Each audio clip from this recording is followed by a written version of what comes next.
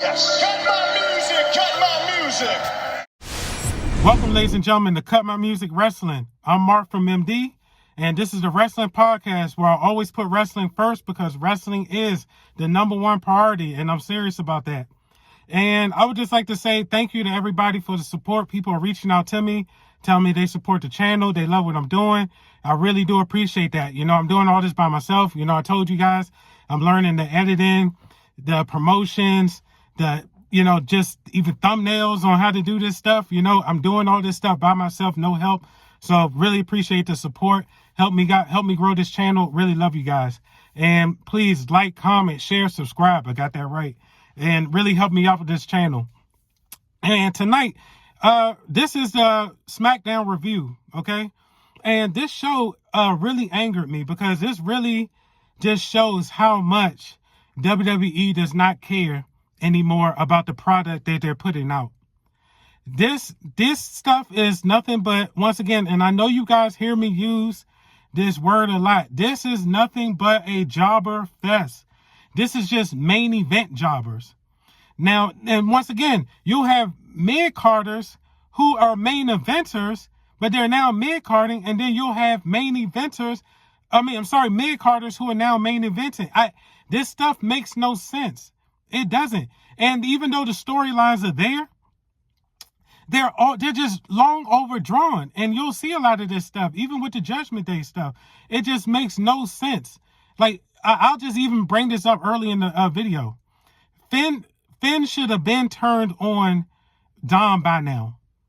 But they're going to play this out for what reason, I don't know, because we all see it coming. Solo should have been turned on Jacob by now. We all see it coming, but they think that this storytelling is good. Like, it's really lazy at the end of the day. So we're going to jump into the SmackDown review with said people. We got Solo and Jacob versus LA Knight and Priest.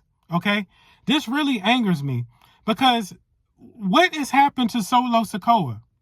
They booked this guy as this juggernaut type of guy, this enforcer type of guy.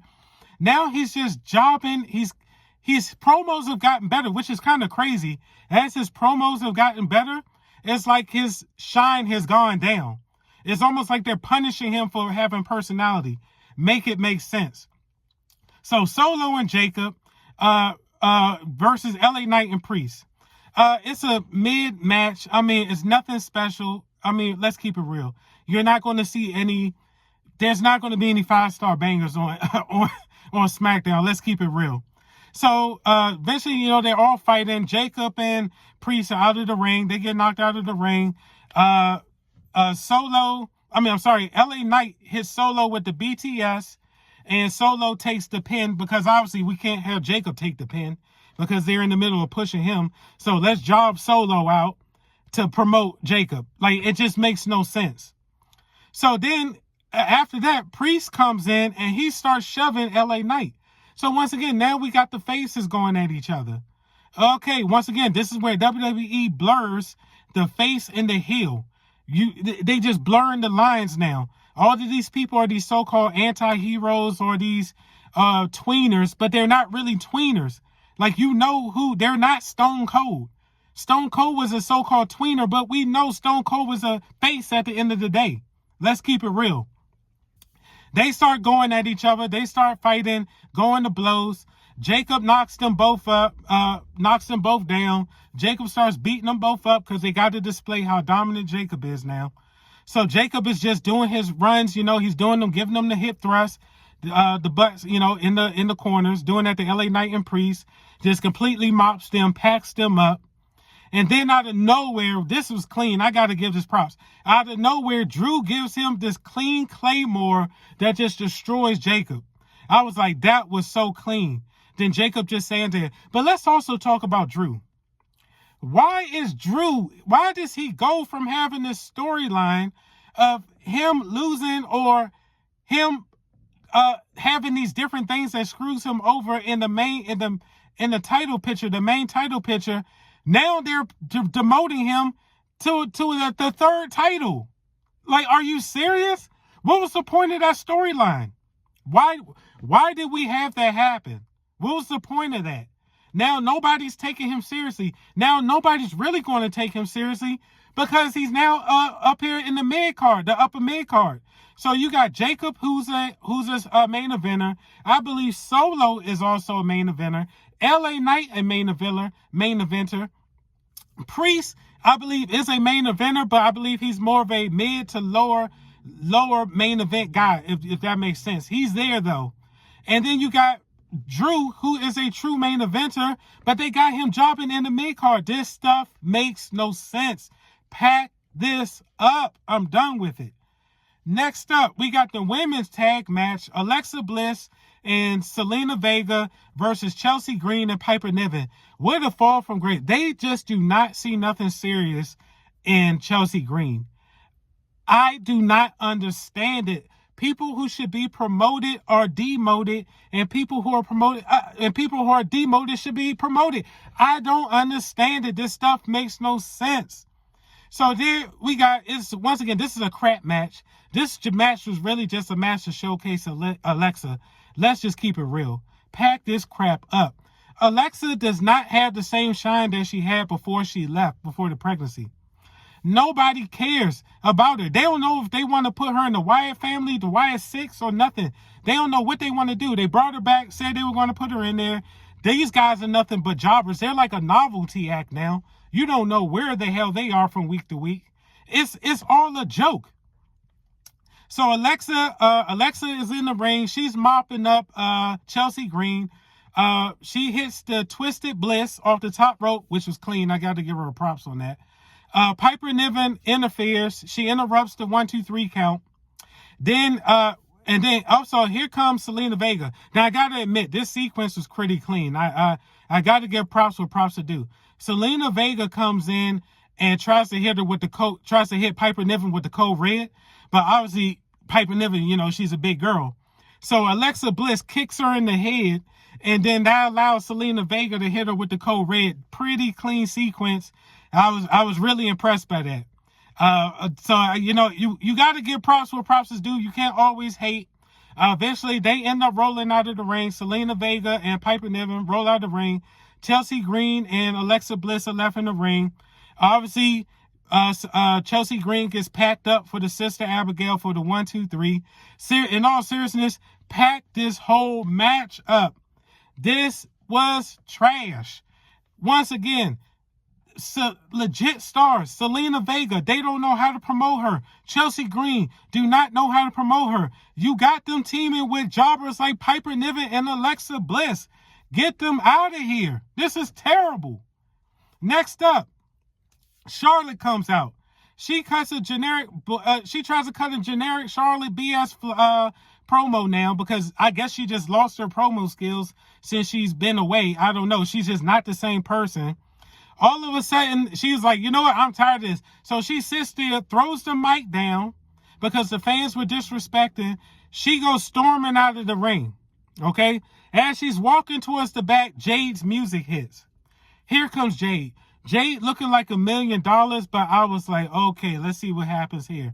They do a stare down. So I was like, okay, so eventually we're going to have Charlotte, I guess, maybe versus Jade down the road, because they literally size each other up. Jade goes and gets in the ring.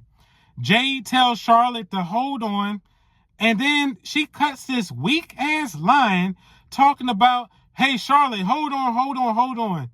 You had your chance. Now you get to the back of the line. And then she starts flexing. I'm like, bro, what?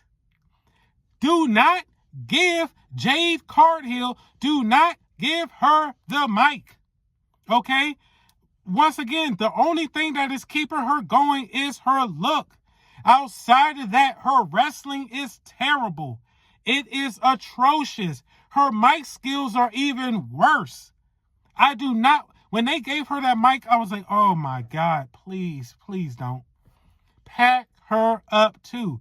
This leads into a match with her and Nia Jax. Okay? Her and Nia Jax. You got Tiffany on the outside. Okay, so I don't know why Tiffany's out there, but Tiffany's out there.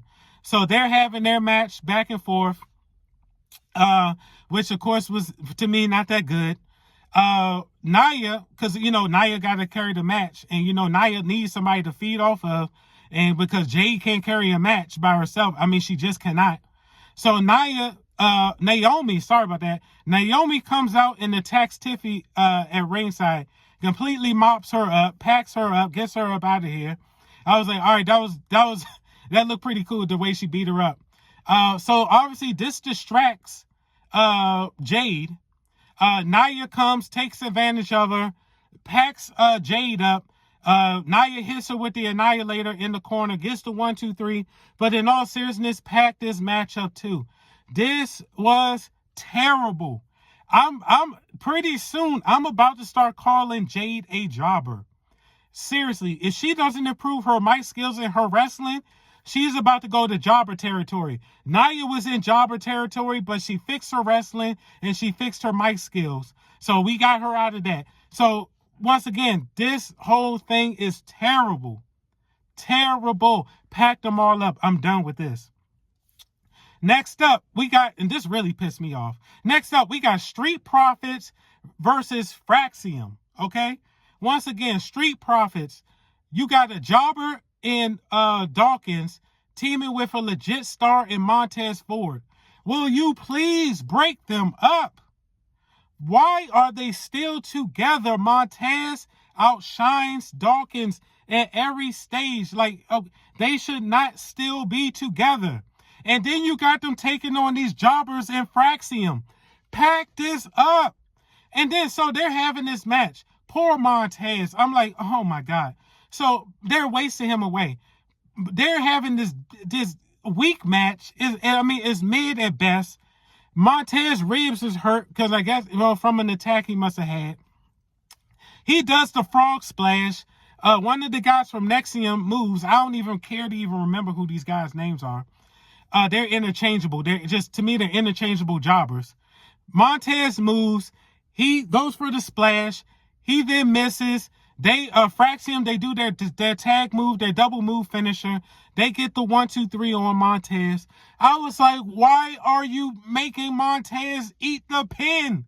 Have Dawkins eat the pin. He's the jobber out of the two. Like, what is going on here? And why are the Street Profits being beat by Fraxium? Like, come on, man. Like, God, I'm done with this stuff. Pack it up. I'm done. Next, we got Aleister Black, a legit star, versus Carmelo Hayes. Why is Carmelo Hayes in this yo-yo booking? You have him the #1 draft pick to Smackdown. Then you have Carmelo sit there and go on this jobber streak. Then you try to take him off of the jobber streak just to have him back on the jobber streak, have him teaming with Miz.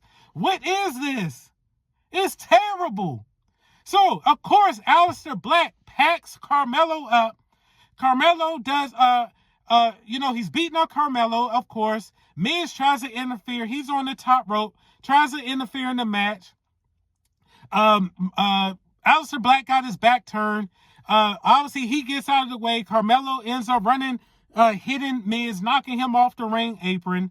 Then Aleister Black packs him up with a roll-up pin. Is this move devastating anymore, or is it not? Back in the 80s or 90s, people were getting packed up left and right with roll-up pins. Now they were trying to tell you when people get rolled up that they were just kicking out left and right. So now we're back to the roll-up pin is devastating again. So Aleister Black packs Carmelo up with a roll-up pin. I'm like, are you serious? Then Miz gets in the ring. He gets hit with a devastating black mass. This look clean. I ain't even gonna lie. You can't hate on it. And he packs Miz up. Miz is knocked out. Aleister Black goes screws off and does whatever stars do. Aleister Black is a star. I'm glad he's back in WWE, but seriously, in all seriousness, pack this match up because I'm angry with what they're doing with Carmelo. They're turning him into a jobber, and this guy is not a jobber. Pack this up. I'm done. Next up, we got Andrade and Rey Fenix versus some Mexican jobbers. No offense, and because they're Mexican and they wear the Mexican colors. I'm not trying to be racist, but they pride themselves on being Mexican. I just don't remember these guys' names because they're Mexican jobbers. Okay. So, and if anybody wants to feel better, which call them a black jobbers, the New Jay. So Andrade and Rey Fenix, this was just a showcase for Andrade and Rey Fenix. Pack this match up. This was terrible too. This was terrible too. We know Andrade is a great wrestler. We know Ray Phoenix is a great wrestler, but they can't talk. And they can't get over on their look and their wrestling ability by themselves. Pack this up too. I was ready to go to sleep on this. Next up, I'm even done talking about it. So next up, let me just say something that would really piss me off. The Ray Phoenix match with Andrade, that must have been the main event, because there was no other wrestling match after that. Because next up, we get John Cena coming out cutting a generic promo because him and Randy have faced each other so much. What can they possibly say about each other at this point? It's terrible. Terrible. Talking about Randy's family. This was generic. He fried Cody up because him and Cody's feud is new. Him and Randy have gone at it so much. What can you possibly say to him? Oh, I'm going to destroy your family and your legacy. Pack it up. This was terrible. Then they have a fake Randy come out in a mask, comes out, Cena catches him, hits him with the AA.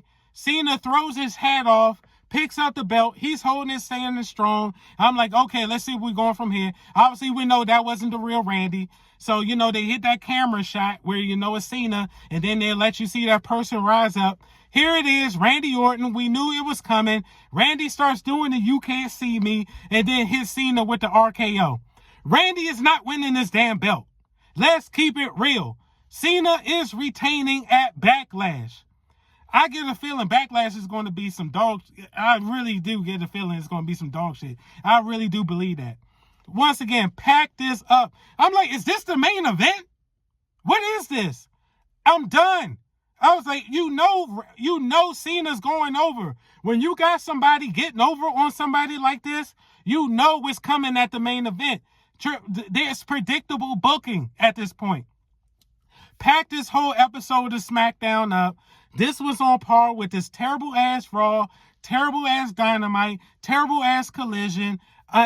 Please, I don't know what's going on with wrestling. It's like Tony Khan and all of these people are working together with Triple H and TKO, and it's like they're purposely giving a terrible product because they know the bots are going to consume. It's like, don't ask questions, consume product, and that's it. That's all it is. I'm even done talking about this. So, guys, that's the SmackDown review. Jobber Fest galore. I'm tired of it. I wish I hadn't watched it. I should have just watched the goddamn highlights, because that's about 2-3 hours of my life I'm not going to get back. I'm legit. I'm even pissed about that. So, that was the SmackDown review. I'm done with it. Thank you, everybody, for the support.